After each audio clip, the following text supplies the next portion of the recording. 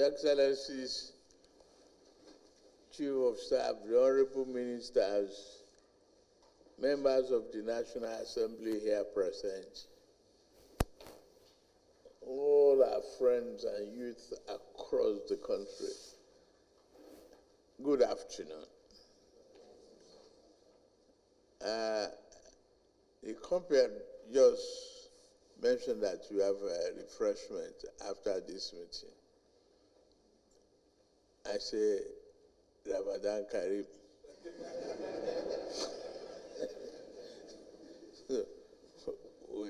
Whichever way you hang it, it's okay with me.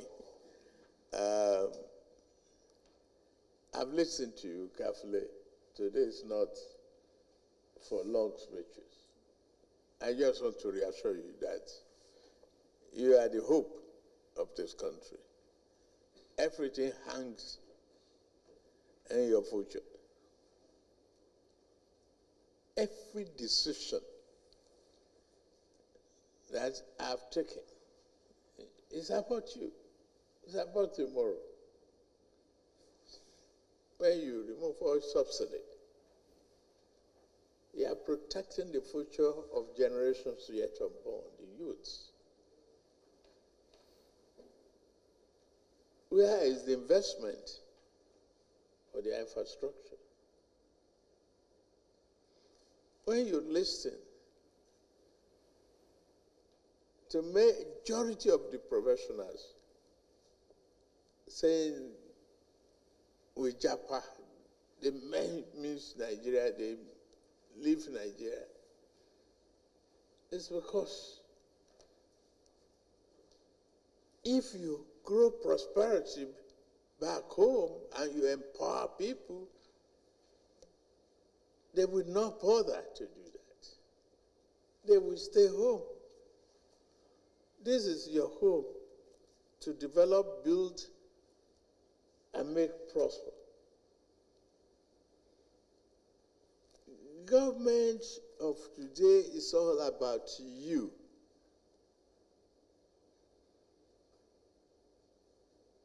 Take it very seriously. You can abuse politicians all the way you can, but politics is all about development and about the future generations. I'm glad you all are here as a committee to inspire today, tomorrow, and the day after.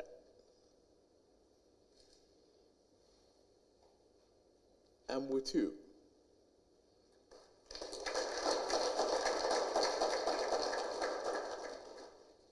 When we started, it looked so foggy, dicey, and hopeless. We tried hard, and we're drawing water from a dry well. But today, the economy has turned the corner.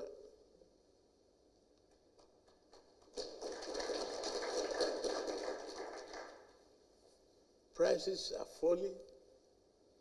Confidence in our economy is improving. Investors are looking in. Technology is advancing.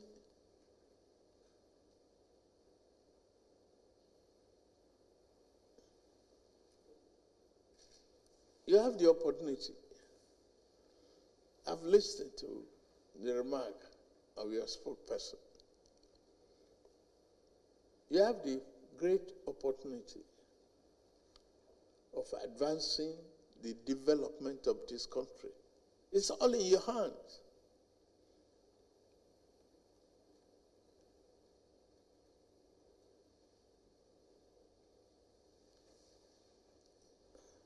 Mine is to help navigate and push and lift the heavyweight problems so I can clear the path for you to have a very great future. But it's in your hand.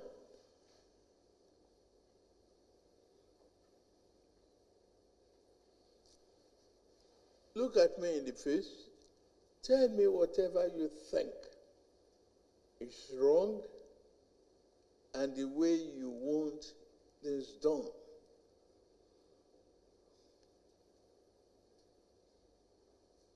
Or suggestions.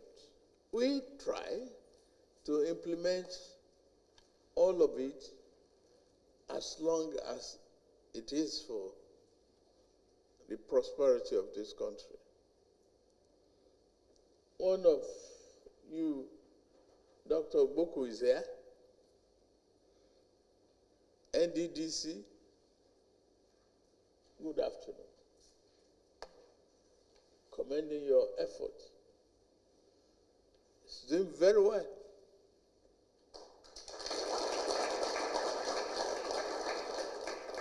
And I can tiptoe around you here.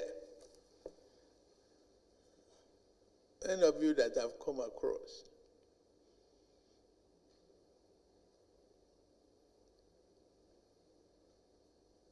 Yes. Mine is to assure you that we do everything possible to make Nigeria a better place for you. But we can't do it alone. You represent over 60% of our population. You are the heartbeat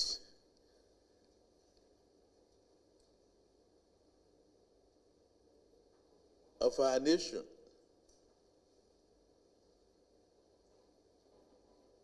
And I hope you take this opportunity very seriously. I am with you. I repeat again.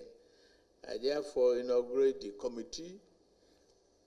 Wish you a very, very successful period, an interesting one.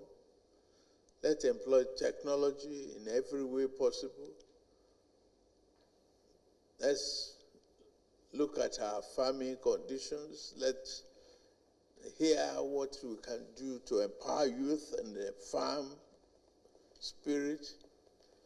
Let's work for food sovereignty of this country.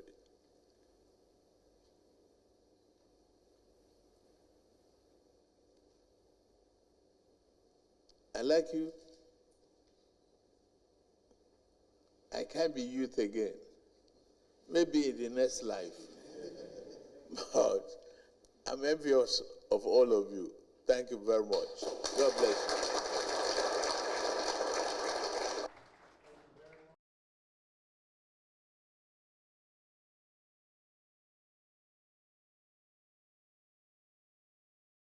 My colleagues on the planning committee.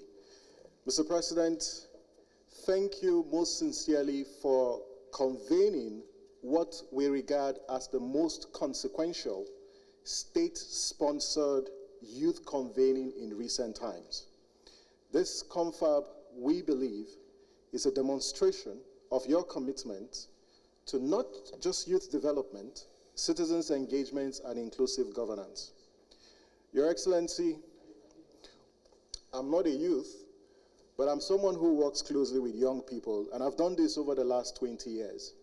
And I must say that this is the first time, and indeed you're the president of Minifest.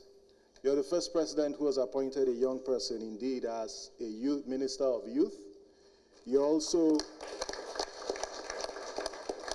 the first president who has told the world that young people are more than media aids, because you've appointed, young people as your special advisors or special assistants, whether it's community engagement or civic leadership or even youth. I know some of them are here, Titi, Rinsola, who are my sisters who are doing brilliantly.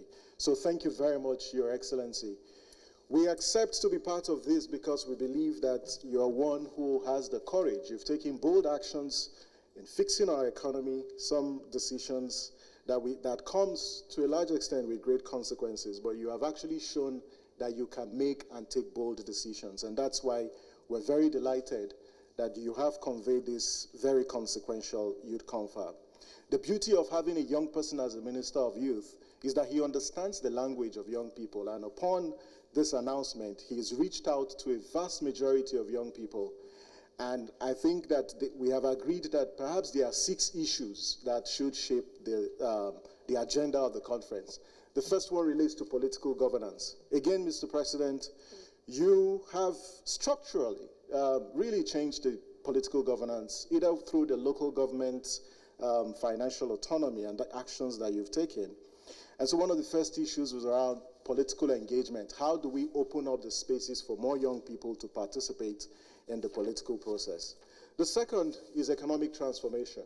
The economy is at the heart of the major thrust of your administration's goals. And specifically, we're looking at issues relating to the startup ecosystem, financing youth businesses, as well as opportunities in the digital economy. The third agenda issue is around education and skills for the future. And part of what we hope that this conference will do is to give us an opportunity, you know, to reimagine our education system and make it meet the demands of the 21st century, either around STEM or curriculum review. Fourth is around technology and digital transformation. You've also shown that artificial intelligence, blockchain, and fintech is one that requires attention because it creates opportunities for young people. The fifth agenda is climate change and energy transition. Again, with the growing threats of climate change, which it poses for national development, we believe that this conference will provide an opportunity for youth climate change initiatives, energy transition, and how Nigeria can leverage climate action for sustainable development. And lastly, Your Excellency, is social cohesion and security. And this other issue, we believe, again, would address the question of national unity, integration, youth and peace building, and countering violent extremism.